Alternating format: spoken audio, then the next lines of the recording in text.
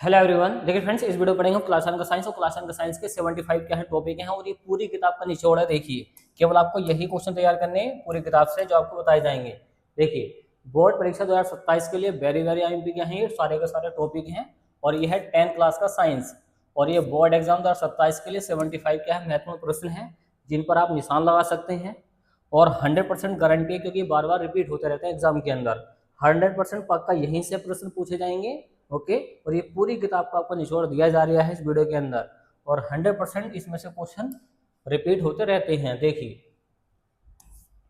75 क्या है important question है और देखिए कौन कौन से क्वेश्चन जो आपको तैयार करने हैं। पहला टॉपिक है रासायनिक अभिक्रिया किसे कहते हैं। देखिए केमिकल रिएक्शन के बारे में सब कुछ पढ़ के जाना। केमिकल रिएक्शन क्या होती है, केमिकल रिएक्शन के प्रकार क्या है, कितने प्रकार की होती है, इसमें सारे टाइप आपको पढ़ के जाने हैं। जैसे संयोजन अभिक्रिया, वियोजन अभिक्रिया, उसमें क्षेपीय अभिक्रिया, उसमें शोषी अभिक्रिया, विस्थापन अभिक्रिया, द्विविस्थापन अभिक्रिया, इस टाइप के जो सारी अभिक्रियाएं हैं सब आपको पढ़ के जानी अच्छी तरीके से। तो रासायनिक अभिक्रिया होती क्या है, इसमें क्या होते हैं, दो या दो से अधिक पदार्थ होते हैं जो आपस में रिएक्ट करके आपस में क्रिया करके एक नया पदार्थ बनाती है, तो उसको बोलते हैं रासायनिक अभिक्रिया। वैसे क्या है, संयोजन है। संयोजन का मतलब है जोड़ना, जिसमें एक या एक से अधिक पदार्थ आपस में जुड़कर कोई नया पदार्थ बनता है तो उसको बोलते हैं संयोजन अभिक्रिया। तो संयोजन अभिक्रिया में इतना ध्यान पर रखना है। तो ये जो टॉपिक हैं ये वेरी वेरी आईएमपी हैं जो 100% आती हैं एग्जाम के अंदर। तो अभिक्रियाओं के बारे में अच्छे से पढ़ के जाना है ये, क्योंकि बार बार रिपीट होते हैं ये क्वेश्चन। अगला टॉपिक है अपघटन अभिक्रिया क्या होती है। देखिए अपघटन का मतलब था वियोजन अभिक्रिया, जैसे संयोजन था इसको उल्टा कर दें। देखिए एक होता अपघटन, एक होता वियोजन, दोनों एक ही हैं, पर्यायवाची हैं एक दूसरे के। तो अपघटन का मतलब होता है जिसमें एक जो पदार्थ होता है वो दो या दो से अधिक पदार्थों में टूट जाता है, तो उसको बोलते हैं अपघटन अभिक्रिया। अगला टॉपिक है विस्थापन अभिक्रिया क्या किसे कहते हैं। देखिए विस्थापन अभिक्रिया होती क्या है। विस्थापन में क्या होता है, एक जो अधिक क्रियाशील तत्व होता है वो कम क्रियाशील तत्व को उसके स्थान से विस्थापित कर देता है, हटा देता है। तो इसके बारे में पढ़ना आपको अच्छे से। द्वीप विस्थापन, देखिए द्वीप विस्थापन में होता क्या है, इसमें जो आयन का आदान प्रदान होता है, जो आपके यौगिक होते हैं उनके बीच में आयन का आदान प्रदान होता है। ओके, चलिए अगला टॉपिक है ऑक्सीकरण और अपचयन में अंतर। देखिए ये रिडक्शन के बारे में काफी बार पूछा गया पेपर में, ये तो 100% आते आता जो क्वेश्चन है।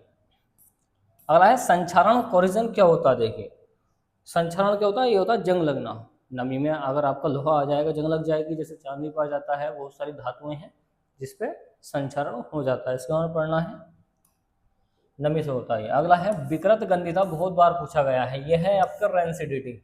विकृत गंधिता वेरी वेरी आईएमपी बहुत आता है एग्जाम में, काफी बार रिपीट हुआ है, इसको पढ़ के जाना अच्छे से। पीएच स्केल क्या होती है, पीएच स्केल के बारे में पढ़ना, जो इससे आपके पीएच वैल्यू निकाली जाती है।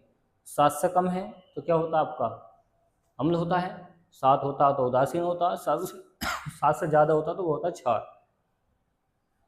तो ये टॉपिक आपको पढ़ना अच्छे से। अम्ल के 3 गुण लिखिए, जो अम्ल होते हैं वो 3 गुण लिखने हैं आपको, जैसे खट्टा होता है ये, और जलीय विलयन में H पॉजिटिव आयन देता है, इस टाइप से इसमें चलते हैं अम्ल के। तो इसके बारे में पढ़ के जाना है। क्षार के 3 गुण लिखिए, तो क्षार और अम्ल क्या होते हैं सब आपको अच्छे से पढ़ के जाना है। तो इसकी डेफिनेशन भी याद करनी है कि अम्ल किसे कहते हैं और क्षार किसे कहते हैं और लवण किसे कहते हैं, ये तीनों डेफिनेशन वेरी वेरी आएंगी। अगला है उदासीनीकरण अभिक्रिया क्या होती है, इसके बारे में पढ़ना अच्छे से। अगला है धातु और अधातु में अंतर लिखना। धातु में चमक होती है, अधातु में चमक नहीं होती है।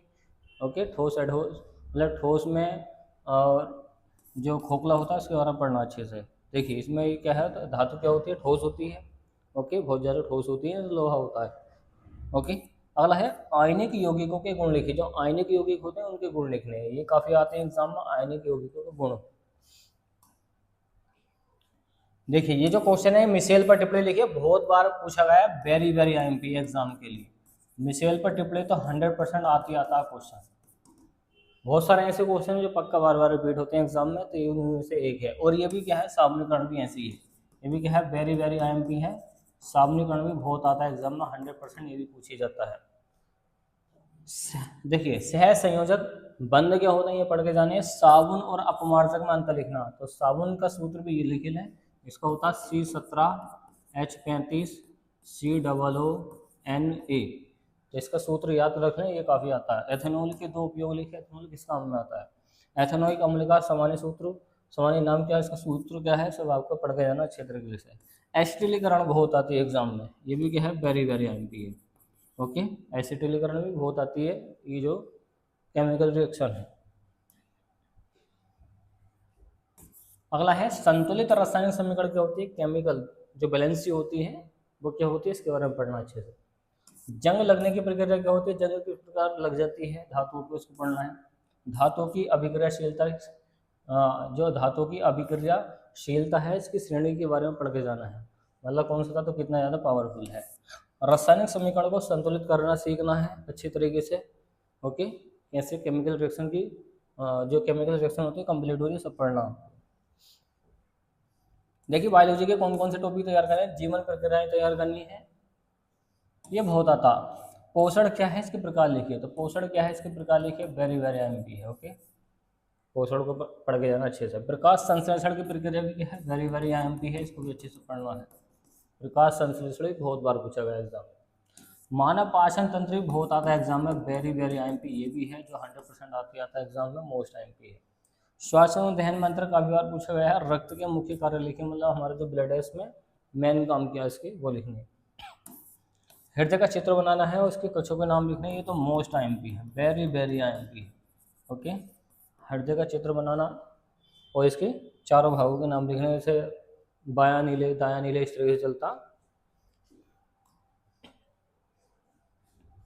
क्वेश्चन नंबर 33 है, उत्सर्जन क्या होता है। देखिए उत्सर्जन काफी बार पूछा गया। देखिए होता क्या है, हमारी बॉडी से जो बेकार पदार्थ होते हैं बाहर निकल के जाते हैं ना, वही क्रिया कहलाती है उत्सर्जन।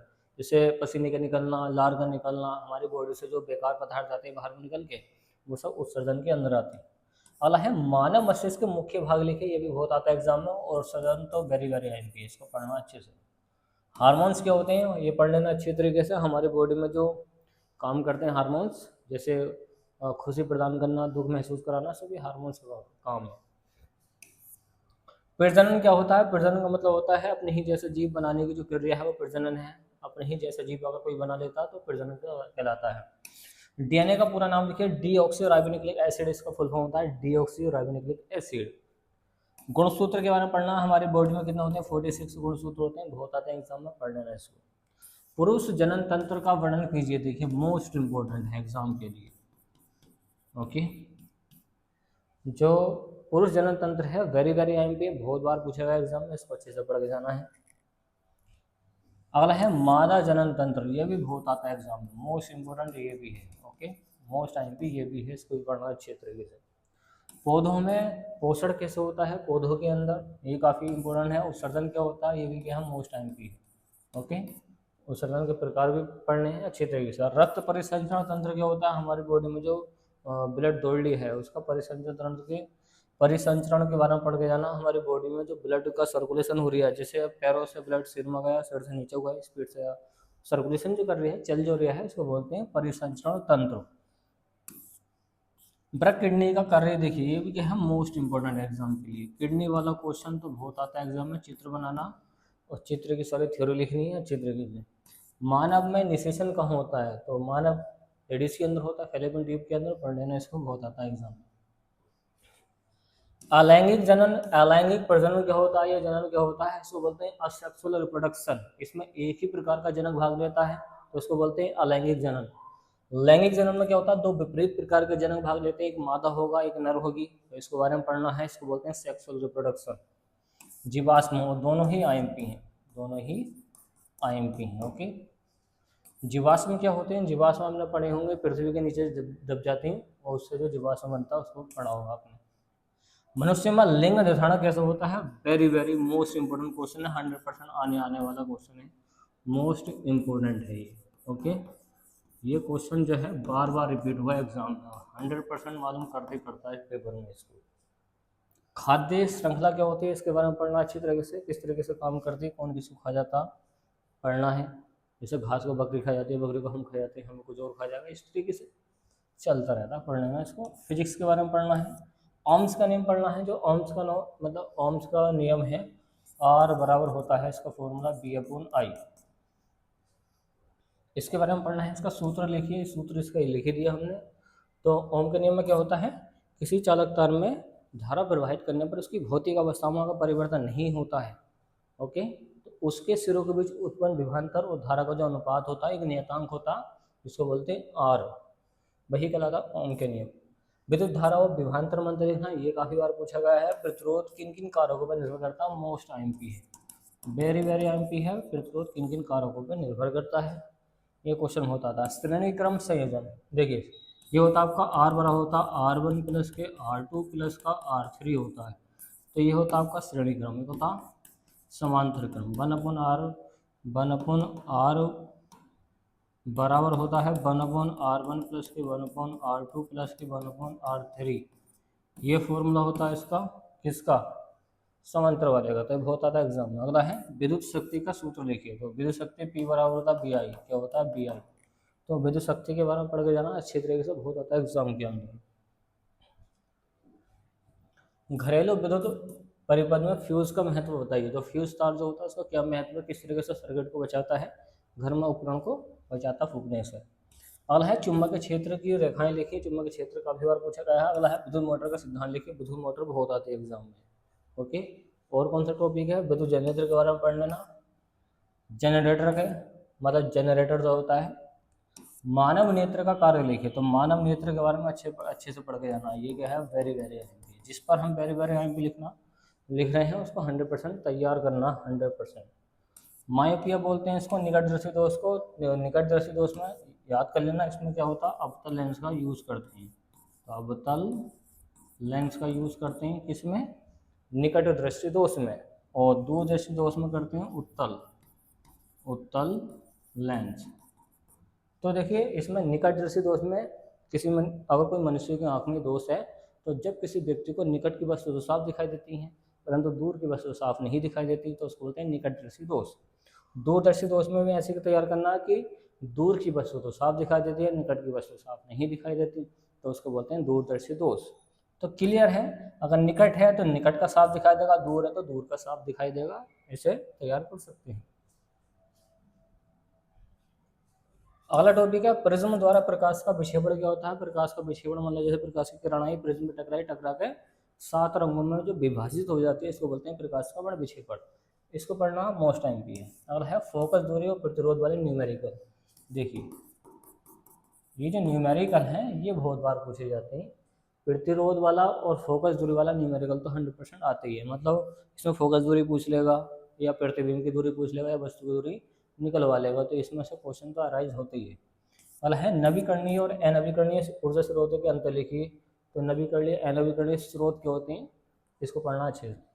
वाला है विद्युत धारा का ऐसा ही मात्रा क्या होता है, तो विद्युत धारा क्या होता है, एम्पियर होता है, तो याद रखें क्या होता है, एम्पियर। क्या होता है फ्रेंड्स, क्या होता है एम्पियर, तो ये बहुत बार पूछा गया है। वाला है विद्युत ऊर्जा क्या होती है, इसको पढ़ना अच्छे से। चुंबक के गुण लिखिए, चुंबक किस तरीके से काम करते हैं, दंड चुंबक, ओके, किस तरह से उससे चुंबकीय बल रेखाएं निकलनी है, सब पढ़ने का जाना। अगला टॉपिक है विद्युत चुंबक क्या होते हैं, तो विद्युत चुंबक किस तरह से काम करते हैं। अगला है अवतल लेंस, उत्तल लेंस से बने प्रतिबिंब। तो प्रतिबिंब की आकृति है, जैसे कि आपने पढ़ा होगा कि कोई वस्तु अनंत पर रखी है तो उसका प्रतिबिंब कहाँ बनेगा, तो इस टाइप के क्वेश्चन बहुत आते हैं एग्जाम में। लेंस क्या होता है, तो लेंस की डेफिनेशन तैयार कर लेना क्या होती है। अवतल और उत्तल लेंस है, अवतल और उत्तल लेंस में अंतर लिखना है, तो क्या अंतर होते हैं दोनों के बीच में, पढ़ना अच्छे से। प्रकाश का अपवर्तन क्या होता है, प्रकाश का अपवर्तन में क्या ध्यान पर रखना है, जब कोई प्रकाश किरण किसी सघन माध्यम से विरल माध्यम में जाते हैं तो वो अपवर्तित हो जाती है, मतलब अपने मार्ग से विचलित हो जाती है किरण, तो उसको बोलते हैं अपवर्तन।